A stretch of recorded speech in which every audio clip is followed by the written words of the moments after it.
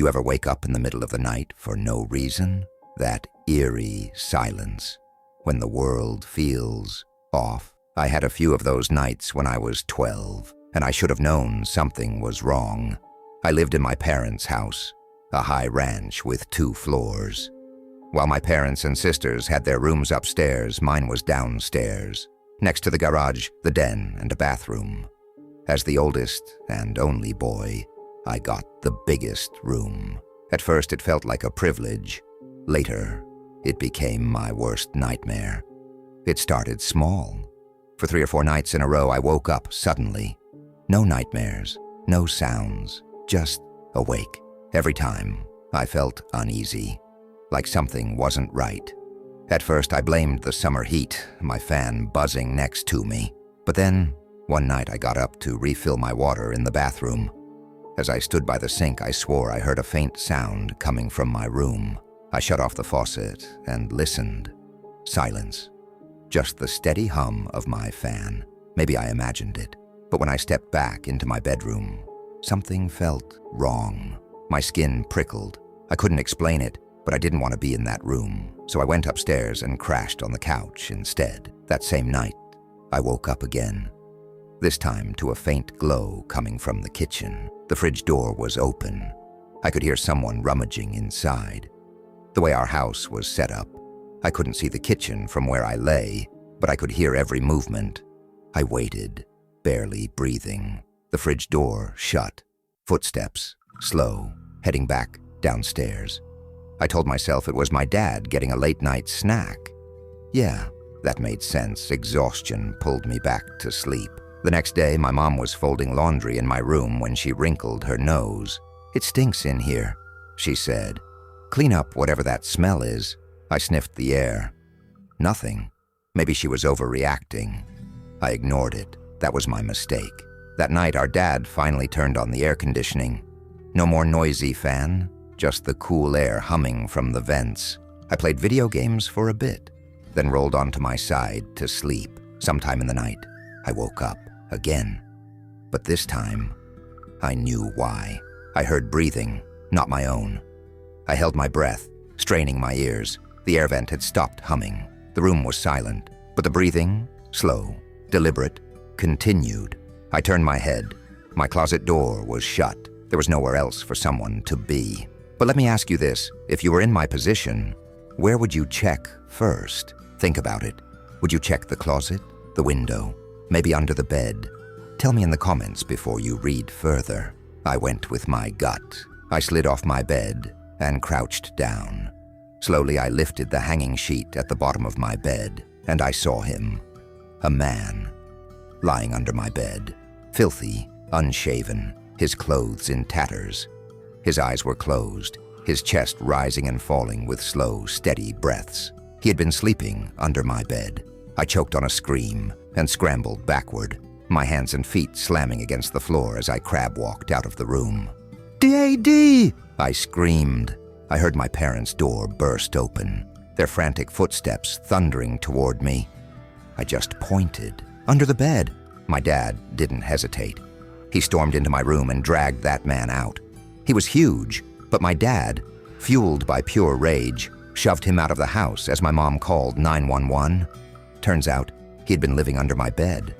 For how long? We didn't know.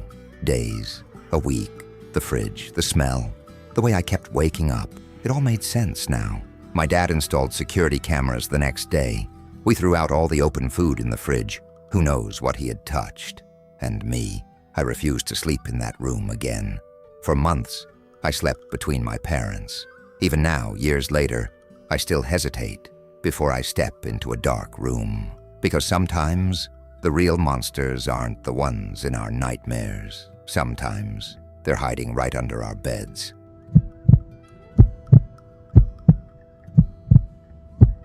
This story comes from my great-grandfather, an old man of 101 years, with memories carved deep into his soul. He has told this story at family gatherings for as long as I can remember, but the last time he shared it, there was something different in his eyes, a glimmer of fear, as if he was reliving the nightmare all over again. He was born in the Soviet Union, in the city of Yarislava, and served under the USSR during World War II. After the war, he fled to the United States, escaping the grip of communism. But one particular night, just after the brutal Battle of Ilikiluki, left a mark on his mind so deep that even now he hesitates to speak of it. It was an evening colder than hell itself. He and his comrades had taken refuge in a small building, one of the few left untouched by the war. Inside, warmth, laughter, and the sweet relief of survival filled the air. They sang songs, shared drinks, and tried to forget the horrors of battle. Among them were two soldiers, my great-grandfather and his friend Sergei, despised, arrogant, loud-mouthed, and always looking for trouble. When Sergei suggested stepping outside for a smoke, my great-grandfather eagerly agreed. They wrapped themselves in heavy coats and stepped into the biting cold, lighting their cigarettes with shaking hands. For a moment, there was peace, just the soft glow of their cigarettes and the distant hum of the wind. But then, a scream, a single agonizing scream, tore through the forest. Their hearts stopped. Was it one of their own? Had a German patrol ambushed a straggler?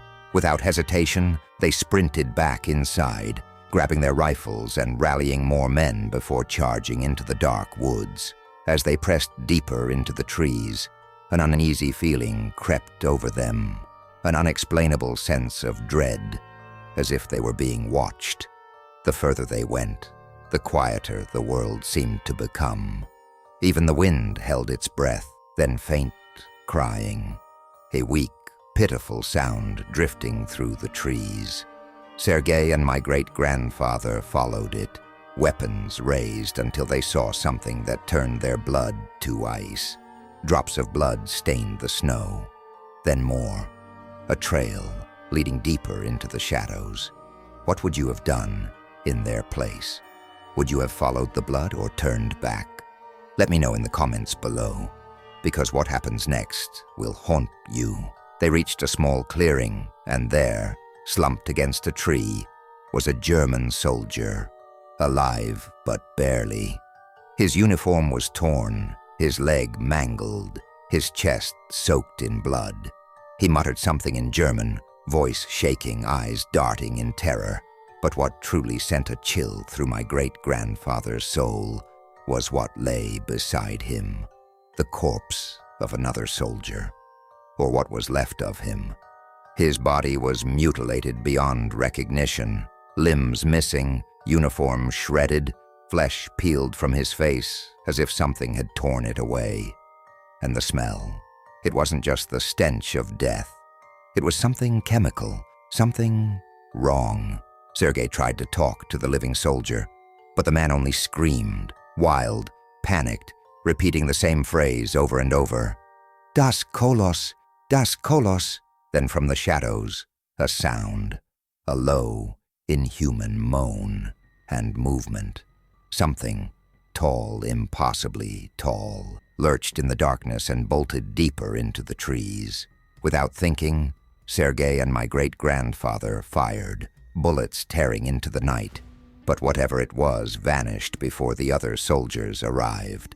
They were reprimanded when they returned, but a report was sent to high command. No one ever followed up. No one ever investigated. To this day, my great-grandfather swears it was not human. Whatever he saw that night, whatever had slaughtered that German soldier and left the other one broken with terror, it was something else, something still out there. If you ever find yourself alone in the deep, dark woods and you hear a cry for help, would you go looking for it?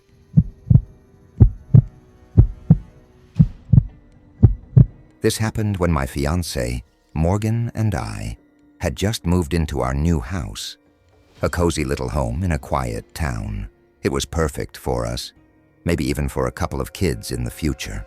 We met one of our neighbors right away, an older couple in their late 60s, friendly enough. The other neighbors were farther away, so we hadn't introduced ourselves yet. We were in that exhausting phase, working all day, then coming home to unpack and furnish the place.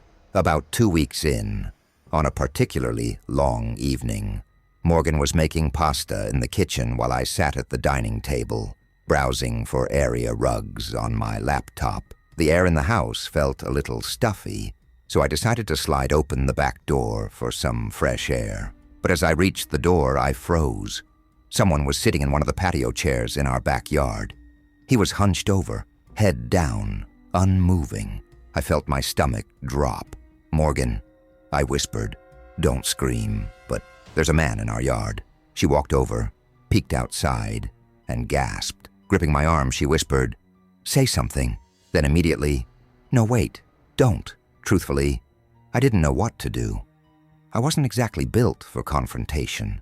And this guy, even sitting down, he looked bigger than me. Morgan suggested knocking on the glass, maybe yelling at him to leave, but I hesitated. The backyard was huge, but our patio furniture sat right outside the door. He had to know we were inside. Our lights were on, shining through the glass. I swallowed my fear and banged on the door. "Hey, you need to get off our property." The man slowly turned to face me. He had a half smile, almost like he found this funny. He looked about 50, with a long gray beard and tattooed arms. Then without a word, he stood up and walked toward the glass. I made sure the door was locked. His eyes flicked past me to Morgan. And then he did something that made my skin crawl. He licked his lips. Then he started whispering the most disgusting things imaginable about her. I saw Morgan stiffen, fear in her wide eyes. My pulse pounded in my ears. That was it. "I'm calling the police," I snapped. I yanked the blinds shut, grabbed my phone, and dialed 911. The operator told me to stay on the line. I could still hear the man outside, his voice rising, spewing filth. I pressed the phone against the glass so the operator could hear it too. And then suddenly, silence. I peeked out. He was gone. When the police arrived, they searched the yard, took our statement, and left. We thought it was over. We were wrong. If you were in this situation, would you have gone outside or stayed inside and called the police immediately? Let me know in the comments. That night, as Morgan and I sat in the living room, trying to unwind with TV, we heard something. A faint noise from the backyard. I stood, heart hammering, and crept to the window. Peeking through the blinds, I felt my breath hitch. He was back, standing in the yard, a cigarette between his fingers, muttering to himself. No, muttering to us. I must have made a noise because his head snapped up. He saw me, and then he ran straight at the window. I stumbled backward as he pounded on the glass, screaming horrific, sick things. This wasn't just a trespasser. This man was obsessed. Morgan ran upstairs. I yelled, "I'm calling the police again." The pounding stopped. Silence. I hesitated, took a deep breath. Then I checked the window again. He was gone. I turned to head upstairs. Then I heard it, the back door handle, turning, jiggling. He was trying to get inside. I sprinted to the kitchen, grabbed my phone, and called 911 again, barely able to get the words out. The operator assured me police were on the way, and this time they arrived much faster. But once again, he was gone. The next day, we went door to door, introducing ourselves to neighbors and asking if they knew a man matching his description. What we learned made my blood run cold. A couple, a few doors down, knew him. He was infamous, a violent ex-husband with a history of substance abuse, assault charges, and a reputation for being extremely dangerous. Worst of all, he lived around the block. We reported everything to the police, but without video evidence, we couldn't press charges. We haven't seen him in a long time. I pray it stays that way.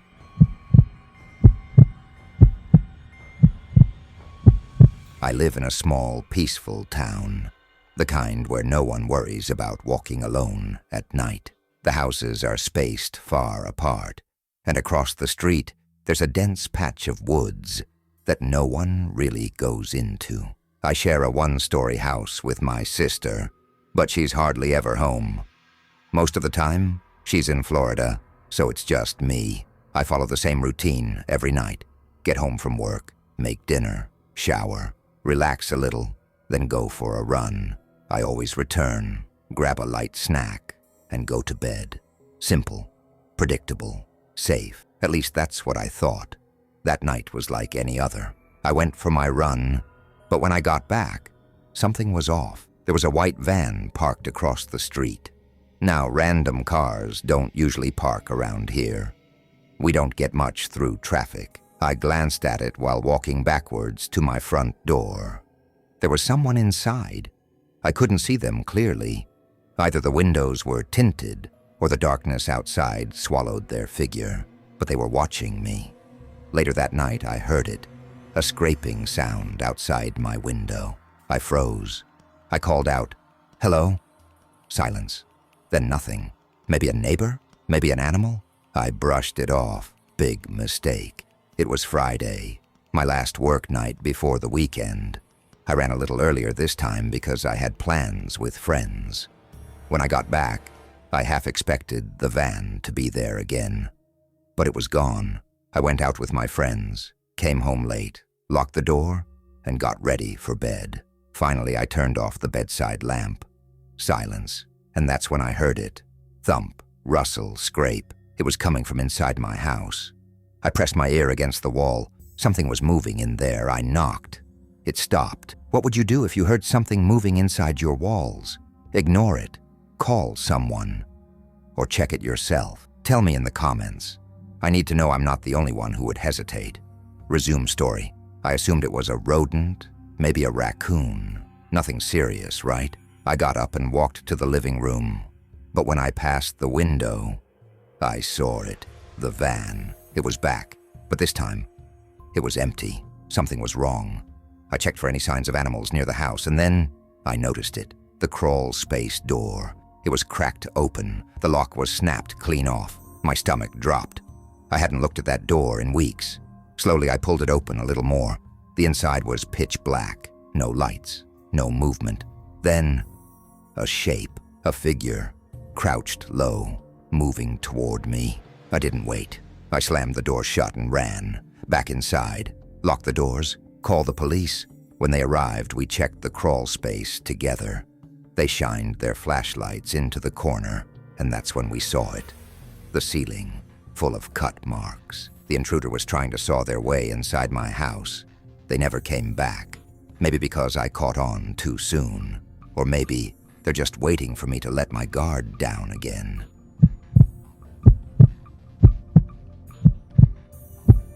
Have you ever felt like you're being watched, even when you're completely alone? Imagine being in the middle of a dense, isolated forest, miles away from civilization, when you hear laughter, children's laughter, coming from the darkness. Sounds like a scene from a horror movie, right? Well, this isn't fiction. This really happened to me. My family owns a summer home deep in Arapahoe National Forest, Colorado. It's a 7-hour drive from my house, and while my family enjoys vacationing there, I usually go alone. For hunting, for detoxing, for solitude. I've been there at least 40 times in my life, but after what happened in 2017, I don't go alone anymore. It was a warm summer evening when I pulled up to the house. There's no proper driveway. We just park wherever on the grass. The house is modest but comfortable. Perfect for a getaway. I unlocked the door with our keypad. We never use keys, fearing we might lose them. Turned on the electricity and water heater, then settled in. As the sun dipped below the trees, I sat in the kitchen eating the lunch I'd packed. That's when I heard it. Laughter. High-pitched, playful, distant, but unmistakably children. My stomach tightened. There shouldn't be kids out here. This is private property, and the nearest neighbor is miles away. I rushed to the living room window and peered out into the woods. Nothing. Just endless trees, swaying in the cool breeze. I pushed the heavy window open, listening. The laughter was still there, but it wasn't coming closer. It wasn't moving at all. It was just lingering. Okay, let's take a second here. What would you do? You're alone, in the middle of nowhere, and you hear children's laughter at dusk. coming from the woods. Would you go investigate? Would you call someone? Or would you pretend you never heard it and lock yourself inside? Let me know in the comments. Because what I did next, well, I regret it. I grabbed a flashlight and stepped onto the porch. Hey, who's out there? Silence, then suddenly, laughter again. But this time, it was moving, deeper into the woods. My pulse quickened as I followed, weaving between trees. The laughter stayed just ahead of me, taunting me. No rustling, no footsteps, just voices, and then nothing. It was like the forest swallowed them whole. The next morning, while perched in the hunting tower my dad built, I heard it again.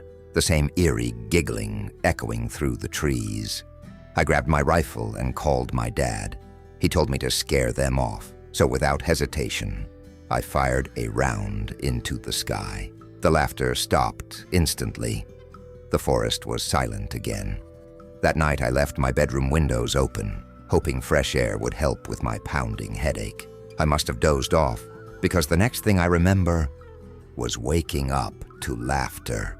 Except this time, it was right outside my window. I bolted upright, my heart slamming against my ribs. I grabbed my Winchester and flashlight, stormed out the back door and into the trees.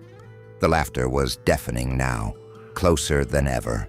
Then, a loud thud. Something landed at my feet, a small rusted speaker, crackling, playing distorted, looping sounds of children laughing. I picked it up and hurled it into the darkness. My flashlight caught movement, something standing at the edge of the beam, a shadow, a figure, watching. I didn't think. I just reacted. I fired a warning shot into the air and shouted, "Come any closer, and the next one goes through your skull." Silence. I turned and sprinted back to the house. Locking every door, shutting every curtain, I pressed my back against the wall, gripping my gun like a lifeline. That's when I heard it, a soft smudge on the living room window. I waited, barely breathing. Then with slow, trembling hands, I pulled the curtain back, just enough to see. There was something written on the glass, in what looked like blood. I didn't stop to read it. I grabbed my bags, threw open the door and ran for my truck. As I sped away, I called my dad, telling him everything. He told me I did the right thing. No object in that house was worth my life. The next day, my dad arrived, but whatever was written on that window was gone, completely wiped away. The house hadn't been broken into. We searched for the speaker. It was nowhere to be found. To this day, I don't know who or what was out there that night. I don't know if the blood on the window was real or something worse. But one thing's for sure, I'm never going back alone again. So what do you think? Was this some elaborate prank? Or was something else lurking in those woods? Let me know your theories in the comments. And if you ever hear laughter in the woods, do not follow it.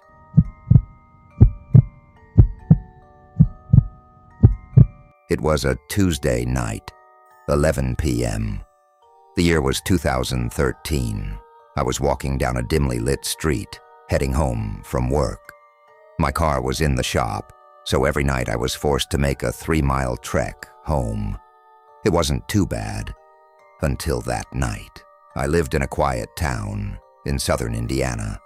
After 10 p.m., the streets were practically deserted. Only the occasional trucker passing through on their way to Indianapolis. That night, about a mile into my walk, I turned onto a dirt road surrounded by dense woods. My house was isolated, so these eerie paths were my only way home. That's when I heard it, a low, rumbling engine far in the distance, moving slowly. At first, I didn't think much of it. Then I saw it, about a quarter-mile down the road. A van, no headlights, just creeping along. At first, I brushed it off. The town had a used car dealership that sold beat-up vehicles.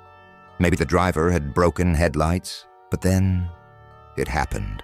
5 seconds later, the engine roared to life. The van sped up. Headlights flicked on, burning through the darkness. My heart pounded, but I told myself, it's just a car. Keep walking. But then it slowed down again, right before the turn to my dirt road, and the lights turned off. Okay, this wasn't normal anymore. My pace quickened, my breath shallow. I stole a glance over my shoulder, and my blood ran cold. The van had turned onto my road. That's when I saw it. The van had stopped. Both the driver and passenger doors were open, but no one was inside. If you were in my position, alone, in the middle of nowhere, with a van stalking you, what would you do? Drop your answer in the comments. Because trust me, what happened next still haunts me. I bolted. I didn't care if I looked paranoid. I ran like my life depended on it. And then, bang! A gunshot echoed through the night. My heart nearly exploded. This wasn't just some creep. This was something much, much worse. I veered into the forest, hiding behind a large rock, trying to silence my ragged breathing. Then, I heard voices. A deep, gravelly voice murmured, "I think she went into the woods." And then, something far more chilling. A young girl's voice whispered back, "Okay, sir, we'll find her." I wasn't just being chased. I was being hunted by them. And then, the voice of the man sent a shiver down my spine. "Whoever finds her doesn't have to drink the blood tonight." I stayed frozen, counting every second like it was my last. Then, sirens. Red and blue lights flickered through the trees. I had never been so relieved. I sprinted toward the cops, gasping for air, sobbing, "Help me!" They looked at me, and then past me. "Ma'am, do you know about this body?" I turned, and my stomach dropped. In front of the squad car lay a body, gutted, blood pooling beneath it. A woman, stripped bare. The van was gone. I told the officers everything, the man, the girls, the horrifying blood ritual. They took down every word. Then one officer looked at me and said, "We'll look into it. Let's get you home." I barely slept that night. Every creak of my house sent me into a panic. Then, at 3 a.m., I glanced out my window. And there it was, the van, the same van, crawling down my street, headlights off. This time, I was ready. I grabbed a notebook and wrote down the license plate number. I called the cops immediately, but when they arrived, the van had disappeared. When the officers returned, they looked uneasy. One of them spoke, and what he said has haunted me ever since. "We checked that license plate. It's registered in South Dakota. But we've received reports tonight of a van with that same plate in Vermont, Nevada, Alaska, and Texas." I never got another call from the cops. I moved out of Indiana, but one thing is for sure. Whenever I see something suspicious, I run. Tell me, what do you think? Was this some kind of cult, a ghostly entity, or something far worse? Let me know in the comments below. And remember, if you ever see a van with no headlights, run.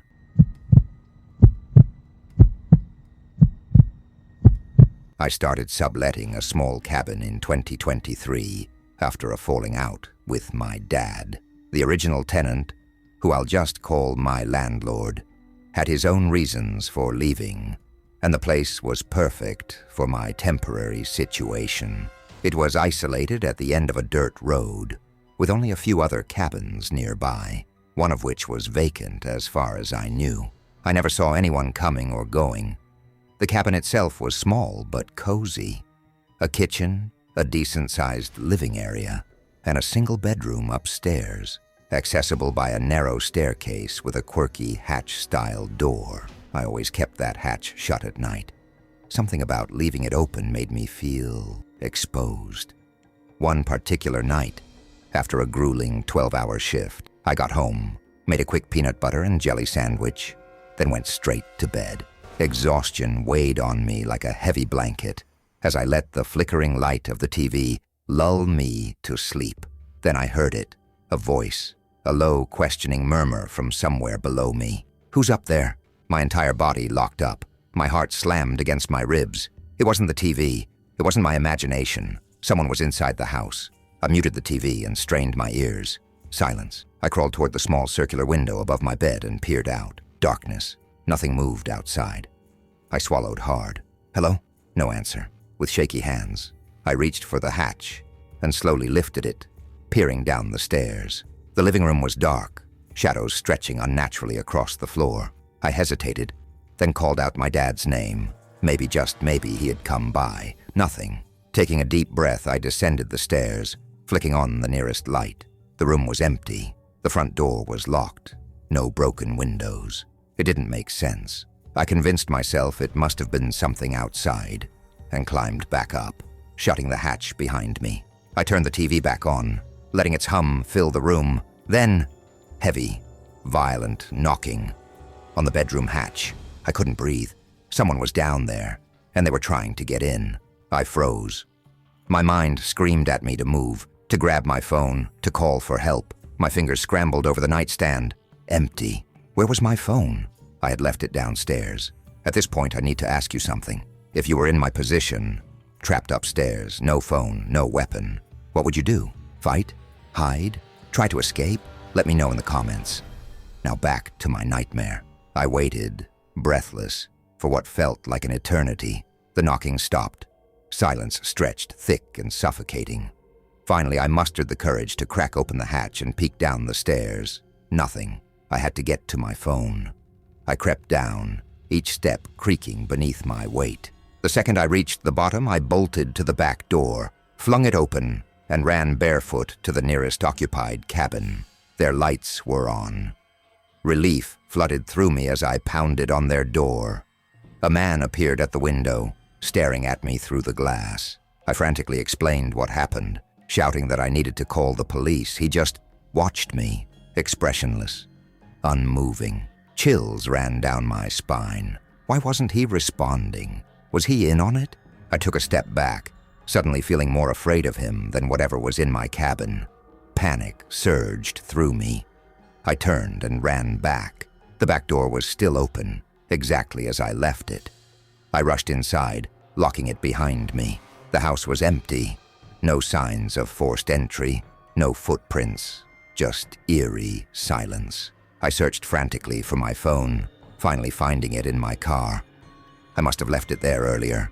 My hands trembled as I called 911, then turned to look at the cabin. The TV was still on upstairs, flickering.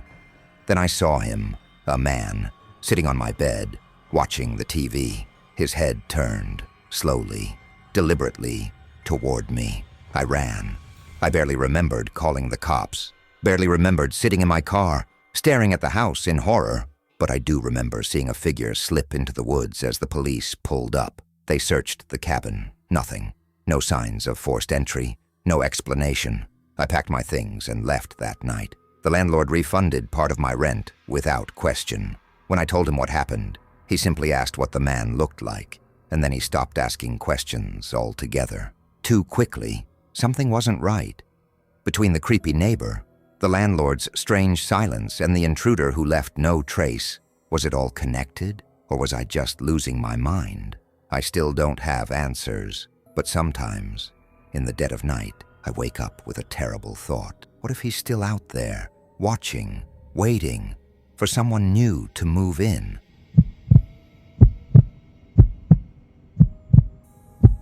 Being home alone for the first time is a rite of passage. A moment of trust, a taste of freedom, but sometimes it turns into something else, something terrifying. I was just 14. My parents had finally started trusting me to stay home alone for the weekend. The first night was fun, friends over, video games, laughter.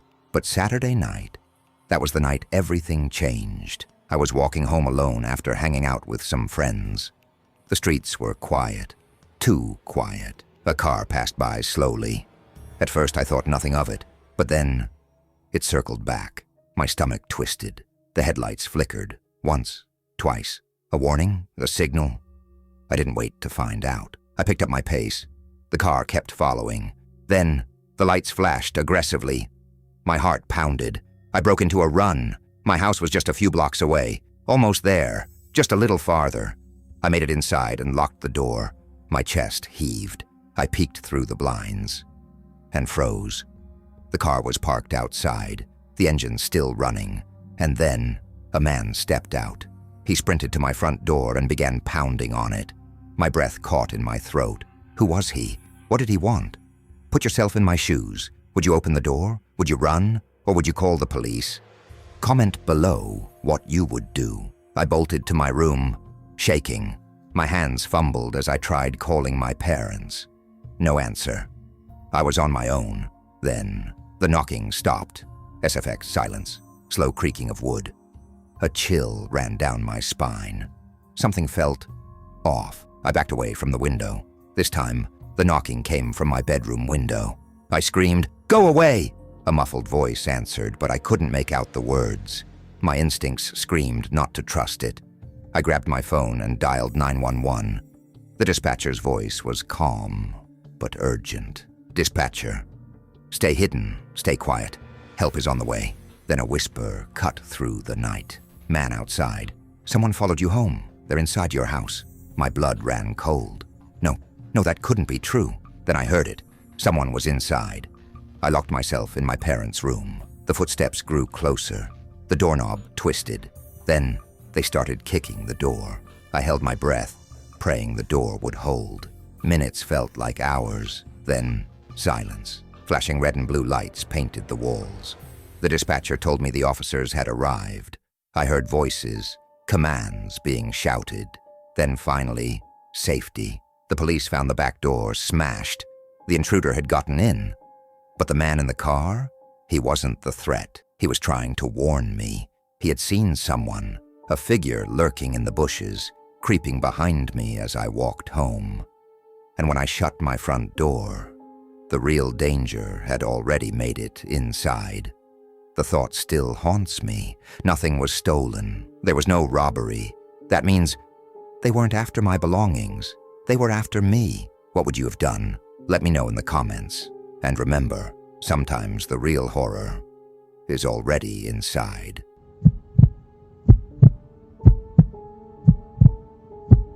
My wife, Gianna, and I live a completely ordinary life in an ordinary neighborhood. We wake up, go to work, come home, eat dinner, and go to bed, just like everyone else. We were taught that this was the goal, the American dream, stability, routine, normalcy. But sometimes the illusion of normalcy shatters. Sometimes the things we cannot explain crawl into our reality, and no matter how much we try to rationalize them, they don't go away. That's why I'm writing this, because this story, our story, isn't normal, and I don't think it ever will be. It was just another day, work, dinner out for a change, home by 9 p.m. By 9:30 we were brushing our teeth, winding down. At 10 o'clock, we climbed into bed, the glow of our TV screen flickering across the walls as we watched our nightly show. And then the phone rang. Gianna tensed. "Don't answer it," she said. "Anyone calling this late, nothing good can come from it." I hesitated. What if it's an emergency? The ringing stopped before I could reach for the receiver. Our old landline was ancient. Once the call ended, the caller ID disappeared. No way to check who it was.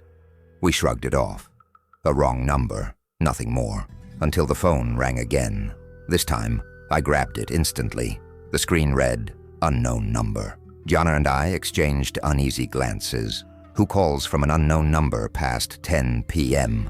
Everyone knows there's an unspoken rule. Calls after 9 p.m. mean only one thing, bad news. I let it ring, but the moment it stopped, it started again. My chest tightened. Something felt wrong. I picked up. "Hello?" A voice whispered through the static. It was our neighbor, Al. His tone was tense, urgent. "Do you know that man standing outside your house?" I froze. "What?" Al's voice was eerily calm. "Go outside." Then the line went dead. Gianna's face mirrored my own fear. "Don't go out there." I swallowed hard. "I'll just look out the window." I tiptoed downstairs, slowly pulling the curtain back just an inch. Nothing. No one was outside. I exhaled, shaking my head. Annoyance crept in. Was this some kind of prank? It didn't seem like Al's style, but what else could it be? I stepped onto the front stoop, looking around, scanning the bushes. The silence was suffocating. No rustling, No footsteps, nothing. With a sigh, I went back inside, locking the door behind me. No one's there, I told Gianna. Al must be messing with us. Her expression didn't change. Call him back. I did. Straight to voicemail. I left a message. Hey Al, what was that about? Call me back. And then the phone rang. Unknown caller. I answered. Hello? Al's voice again. But this time, it was different. Slower, almost robotic. Go outside. There's someone standing outside your house. Then he hung up. All right. This is where I need you to stop and think. If you were in my position, what would you do? Would you call the cops, ignore it, or grab something to defend yourself before stepping outside? Tell me in the comments. What's your move? Because let me tell you, things were about to get much, much worse. I shot out of bed. What the hell is going on? Gianna grabbed my arm. Don't. Go. But I had to see for myself. I crept downstairs again. This time, when I peeked through the curtain, I saw him. A man. Standing perfectly still at the edge of our walkway, where the grass met the sidewalk. His hood obscured his face, leaving nothing but a void of blackness where features should be. My breath hitched. My fingers trembled as I unlocked the door. I stepped outside, my voice tight with unease. Can I help you? No response. A chill ran down my spine. Leave now, or I'm calling the cops. Still he stood there, silent, unmoving. Then the phone rang. I bolted back inside. The caller ID displayed Al's number. Relief flooded me as I answered. Al, man, what the hell is happening? A pause. Then Al's voice, his real voice. Hey, I just got your voicemail. What's going on? I felt my stomach drop. What are you talking about? You called me. Twice you told me to go outside. Silence, then. No, I didn't. The color drained from my face. Al, someone is outside my house. A rustling sound through the receiver. Then Al again. Dude, I'm looking out my window. There's no one there. My pulse pounded in my ears. He was just there. I turned back to the window. The man was gone. I pressed the phone against my ear, my voice shaking. Al, if this is a joke, his voice cut me off. I swear on everything, I did not call you. And I don't see anyone outside. Gianna, pale as a ghost, whispered. Then who called us? I didn't have an answer, and I still don't. None of us could explain what happened that night. No missed calls from Al's number, no records of an unknown caller, just a series of phone calls, a vanishing man, and a fear that still lingers long after the night ended. Maybe you can explain it, or maybe some things are never meant to be understood.